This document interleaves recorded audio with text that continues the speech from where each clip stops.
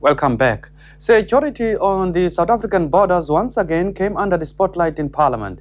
COPE Member of Parliament Ngaba Bhanga says a lack of security on South African borders poses a threat to national security, food security, and the need to develop a strong emerging farming sector.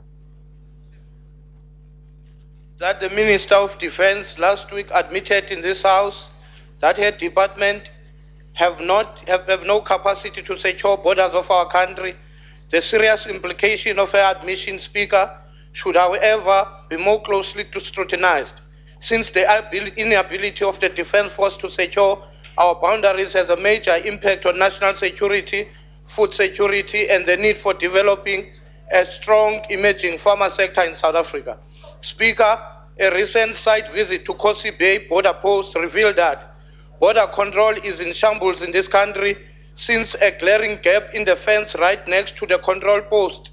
This allows a free flow of people and their livestock from Mozambique to South Africa and back again.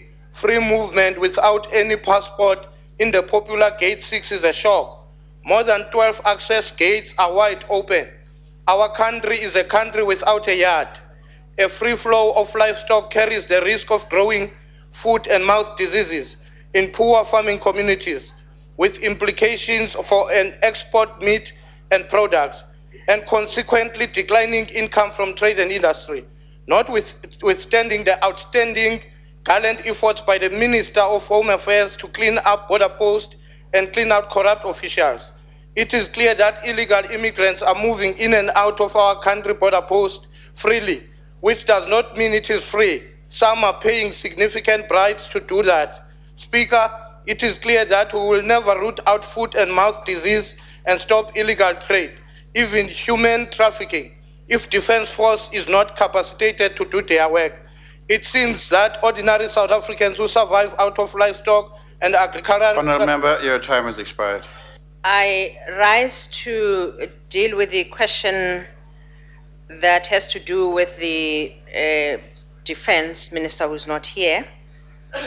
First of all, I would like to indicate that it is the Minister of Defense and the cluster in this ANC-led government that deemed it necessary that our South African National Defence Force should go back to the borders of this country to ensure that we tighten security in this country. It is not because of the statement that is made from the other side. It is a vision of this government. It is the same minister who has actually gone to Treasury and within the collective found resources that she stood in front of this House last week to indicate that yes, she has limited resources. She does have resources, but limited. She has not said that I don't have that capacity that we're talking about, but limited resources. But she also indicated that she has begun with the departments to actually incrementally build on ensuring that there is that security that is up to scratch at our borders. She has also gone ahead to say that, in fact, there is already improvement and cited some of the achievements already, which are related to the fact that the return of those army and the soldiers at the borders of ourselves and Mozambique has actually led to arrests of some of the people who have been poaching our rhinos.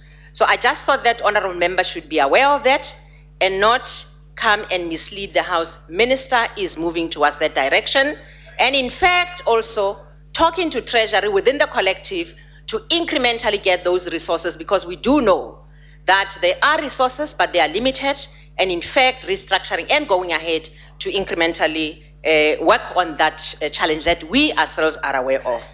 Thank you very much to all our colleagues who have recognized the fact that the ANC does deliver new manufacturing for antiretroviral, a new development for people with disabilities in our country in our lifetime. On that happy note, Honourable Minister, your time has expired. The ANC called on rival political parties in KwaZulu-Natal to stop the violence which have already claimed the lives of 2 people, caused damage to 30 houses and several businesses in Umlazi Township near Durban. During member statements in the National Assembly, an ANC member of parliament said the destruction brings back memories of the violence that ravaged KwaZulu-Natal in the mid-80s. I am informed that the ID is not in the House, so then move on to the ANC. Honorable Mr. Speaker, the ANC is deeply concerned. Ngumilo. No. Sibababa. Please sit down. Continue, Honourable Member. Honorable Mr. Speaker, the ANC is deeply concerned about the recent public violence between supporters of the IFP and the NFP in T-section Umlazi. This violence outbreak, which has claimed the lives of 2 people and where 30 houses and several businesses set alight in Umlazi, KwaZulu-Natal, illustrates the lack of tolerance among some supporters of these political parties. Even though there is not much clarity regarding the reason for the violent flare-ups, provocation, and the singing of songs vilifying the parties cannot be condoned.